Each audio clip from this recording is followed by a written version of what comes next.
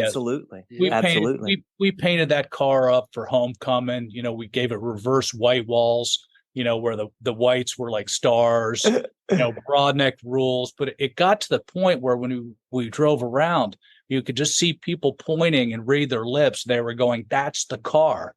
Yes. And I ended up, I never told my dad about it. I parked it at the neighbor's house, another neighbor I did lawn work for. And, I ended up selling it to a friend, and a friend. Well, he was a friend. He might not have been a friend after that. And can I tell what happened? Yes, please. So that night, they went out, and the car had a tag, but no registration, no insurance, and I didn't even have a driver's license at that point. But he got the car. He drove into the high school parking lot at 3 a.m. There was a police officer there. Needless to say, the car got impounded. 3 a.m. The police call my house.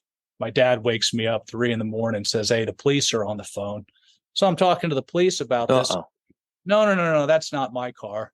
That car belongs to this other gentleman. So here's his number, if you will. And I hang up the phone, and my dad goes, "What was that about?" I got his wrong number.